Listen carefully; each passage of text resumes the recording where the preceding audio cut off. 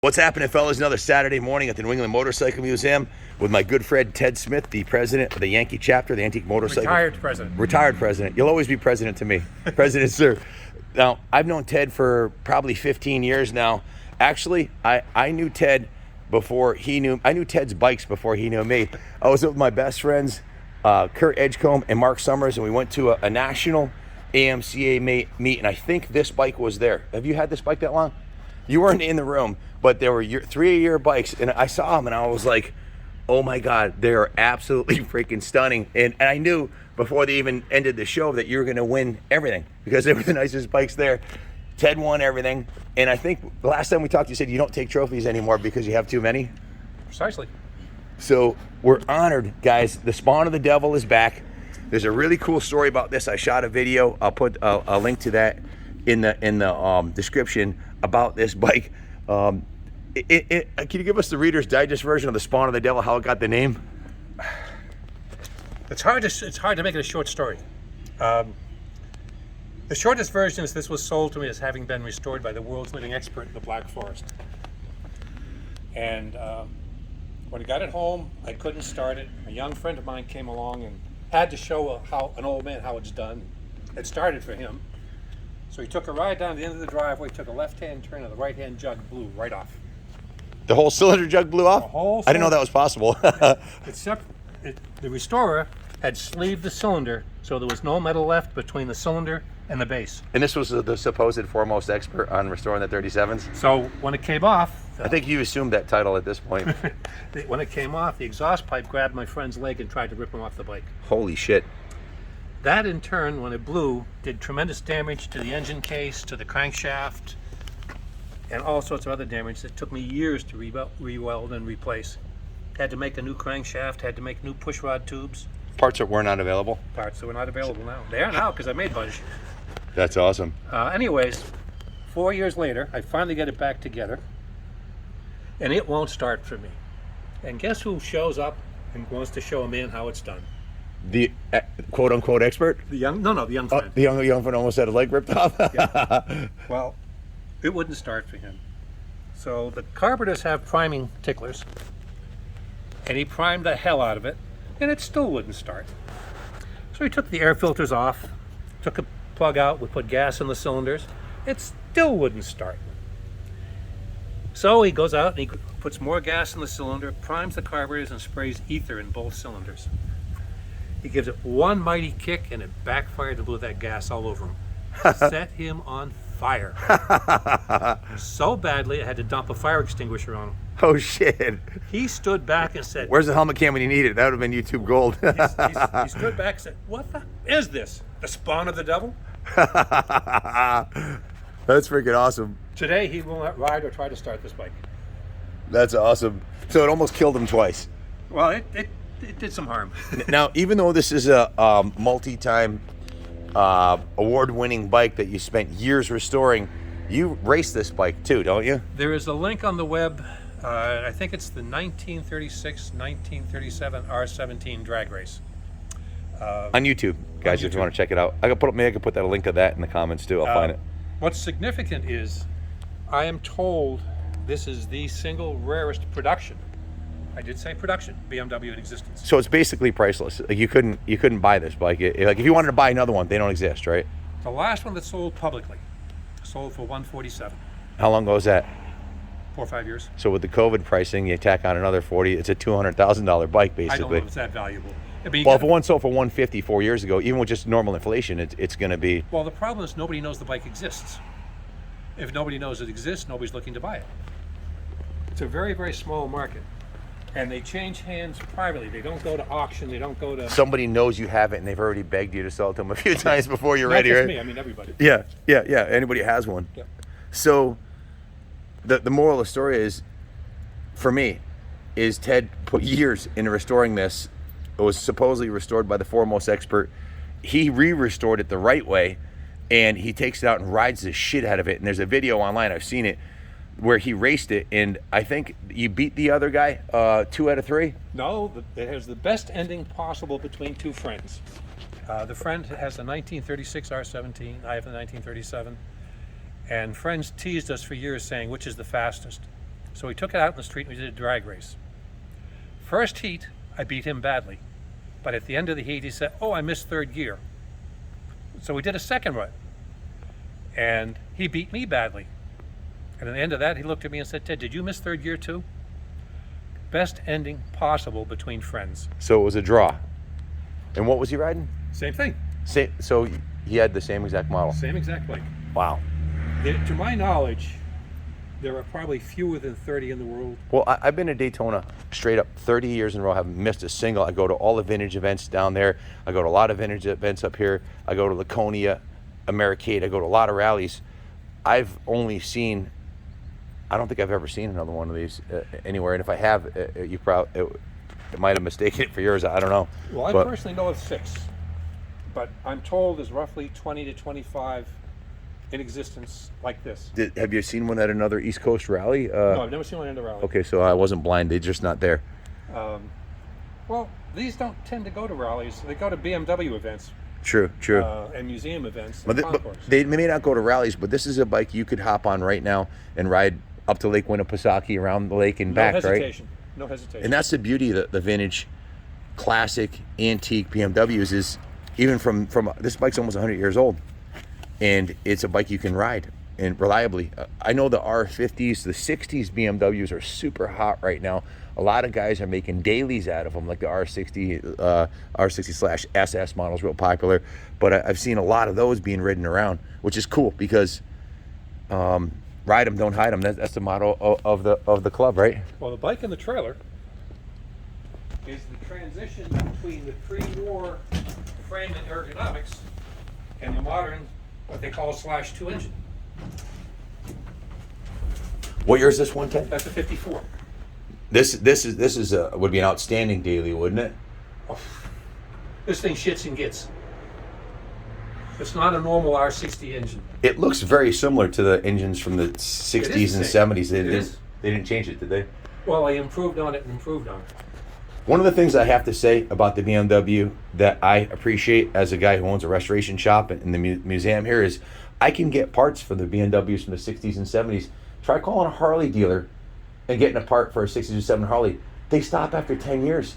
And the stuff that's being made is a lot of it's made in China. So when you buy a vintage Harley, you might be getting a Chinese, partially Taiwanese Chinese, or a poorly made replica of the original. But when you buy OEM original, when you can get original parts, that says something about a company that can make the parts for the bikes they made years gone. Primarily, there's one gentleman behind that in someplace in Scandinavia, and he made it his business to become the preeminent manufacturer. And he got the blueprints from BMW, and he does a magnificent job.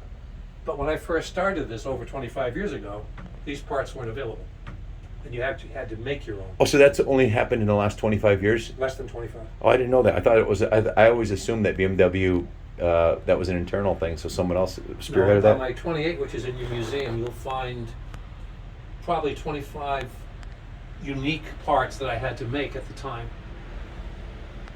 Were you part of that revival of the parts being made? I doubt it. There's a gentleman in Australia named Peter Gibbs. He and I made parts for each other on the R17. I showed you the push rods I made, so I made him a set. And this is another that you had done the frame up on, this one here? Oh yeah. How many of these BMWs? I know you've got at least, I think you have 5 in the museum now. I think I have 10 or 11. And museum quality. In one of them is virtually brand new. The silver one is okay. It's got like 200 miles on it, right? But it was 158 miles. 150, and that was a barn. Was that a barn find? It was a little crusty. I have the pictures to prove it. And now it looks. That's another thing I want to say about the BMWs too. And obviously, I'm preaching to the choir here with you, but for anybody else, you can buy a vintage BMW. I've done it myself, where the saddlebags are completely rotted off because it's been sitting outside, or it's decayed. The finishes, the paint, I'm not quite sure what it is, but you can, if you want to clean up and leave a BMW original, most of the finishes, without being replaced, can be restored. The engines, these aren't painted. You can clean everything on the BMW, and I think the chrome and the aluminum and the metal and the paint is a step above. Well, I cleaned these cases here. These I are cleaned these in your machine. these are original. Yeah. So, yeah. So would you agree with that statement that the quality, the components, and the finishes on the BMW are a step above You've got to American be Japanese? careful. You have to be careful with aftermarket because there are a lot of non-BMW replicas that aren't of highest quality coming out of Vietnam and other places that really make it difficult. This is a suspension seat, is it not? Yeah. So Well, now this seat confuses most people. This is not a driver's seat and a passenger seat. This is the back seat is for the driver to slide back oh on wow, for high speed runs, for high-speed runs. that's pretty cool. This particular bike, this engine, dominated the ISDT for years. Wow, Not they be- race these off road. Not because it's faster, but because it's more durable. You can't And- kill it. It's bulletproof. It won so many races, not because of speed, but because of durability. Telescopic front forks, which Now, was this probably is- ahead of its time, right? This telescopic forks on this bike are BMW's first that are hydraulically damaged down and up. They didn't change really. I mean, they pretty much is the standard today. It's Well, still no, this is the similar. last year of this suspension. After 1955, this suspension was replaced by the Earl's fork, which I think you have one in the museum. It's funny because the Earls looks more vintage than this, Yeah. but it's really the other way around. Yeah, this goes back. This original design goes back to It started in 1935 and evolved to this in 1937. Ted, this suspension is very unique on the back here also. It's simply springs, no dampening. There's a rubber bumper top and bottom because you do bottom them out. And you have a fair amount of travel on this. I would think this goes up and down a couple inches too. So to save your back, you've got this is double the protection if you hit a pothole or something. Very cool. And that fender flips up to ease the tire. It's the only way you can get the wheel off unless you lay it on his back. Yep. Very cool. But like I said, this is the post-war version of the frame and suspension with a modern engine initially introduced, I think, in 1953. Now, someone asked me this question yesterday, so I'm not going to ask you the same question. I'm going to phrase it differently because it's not one question. Of the bikes you have, they asked me, what is your favorite? And I said, well, do you mean to look at or to ride? Because I have so many motorcycles, and some I have my favorite ones to ride, and then I have my favorite ones to look at. Of the bikes, which is your cosmetically your favorite and you have them spawning the eras from the 20s to 28 to 75 is where I tend to stop. And as far as what my favorite is, it really depends on my mission of the day. If I'm going downtown, I might take my 36. If I'm going around for a 100-mile ride around the state, I might go on on the Spawn of the Devil, or the 39, which is in the museum, the R51. and you ride all of them. I ride all of them. They're all All riders. except for my 1939 R12 and my R28 R62. So I wish we could do a Vulcan mind meld with you and the next generation, because there's so much. This guy who was supposedly the expert, you took it to the next level. I consider you the expert of BMW restoration, certainly in New England, and maybe farther out than that. But that knowledge you have, how do we pass it down to the next generation so it's not lost? Well, first of all, I thank you for the compliment, but I am far from an expert. There's so much I don't know, and the more I know, the less I know.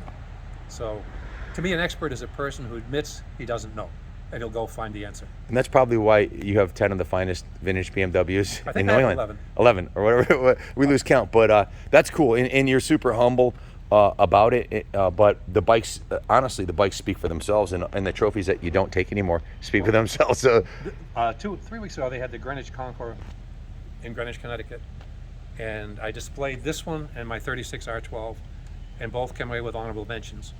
I kept those trophies; they're too pretty. okay. So you mentioned that you may have a successor as president of the antique. No, I don't. May have a successor. I am no longer president. Since when? December. Okay, I hadn't heard. The board is operating by committee without a president, which is kind of a nice way to do things. How many years were you? 5, almost 6. 5.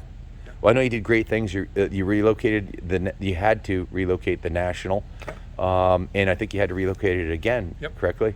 When's your next? For the next 4 years, hopefully, it will be in Greenfield at the Hampton County Fairgrounds or something like that. How does someone? Give them the URL. The guys watching, if they want to go to the next big national you it'll have. be yankeechapter.org. yankeechapter.org. Yep. And on that website, you'll find links to our next national meet, which probably doesn't even exist right now. If you get a chance to go, I've done a lot of filming at the events. It's a family-oriented event. A lot of people camp over. A lot of kids. Your last one, I was blown away. I counted, I think, was it 170? It was well over 100 vendors, like 170 vendors. Massive collections of vintage motorcycle parts and motorcycles. And then the show is top shelf. You had a lot of bikes, and it's a lot of fun. And you do the runs where you guys take these bikes and go out on a run as a group, which I've been on one. It's a lot of fun.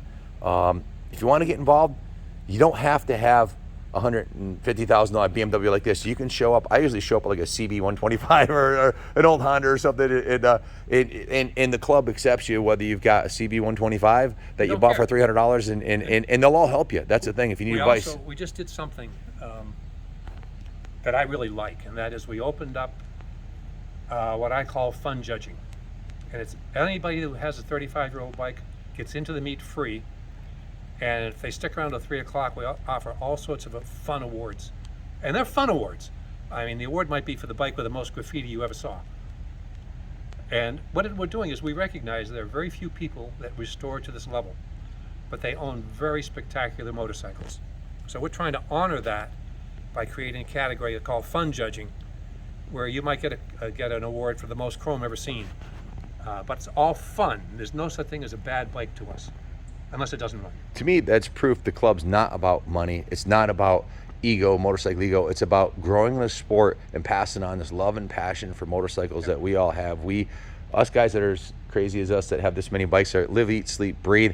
You know, when people think we're sitting there not thinking about something, we're thinking about one of the bikes or the next bike or how do I fix this problem. It is a lifelong passion, love, and obsession that I try my best to be an ambassador for the sport and pass it on to the next generation. I love seeing kids get involved, and if I can get a kid hooked on a DT 100 or like what Junior got into the DT Yamahas at a young age, at like 15, and he at one point he had closed a deal to buy a bunch of them from Texas and had his friends drive the truck down there, and he picked one out of the litter and he restored it, and he became an expert on the DT 68 to 72 Yamahas.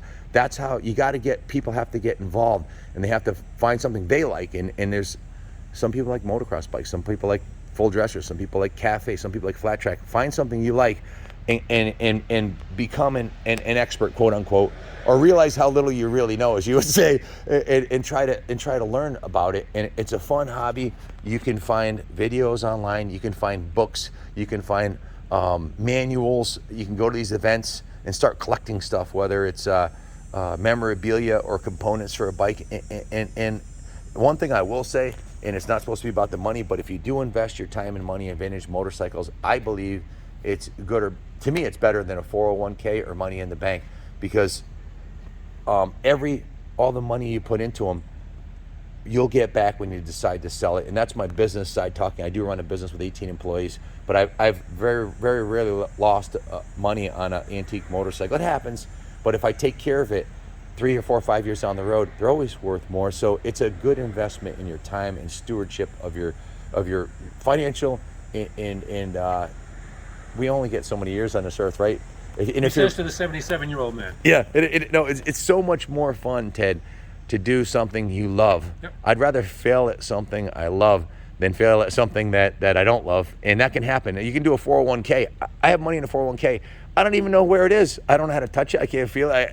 It goes up, it goes down. One time it got cut in half. To me, it's almost not real. And I've got I put money into that for 30 years, but this is real. Now, on the investment angle, with a bike like this, it's very difficult to recover any money because there's so few, it's not largely known. So finding that one person who's willing to put out the value of the bike might be kind of difficult.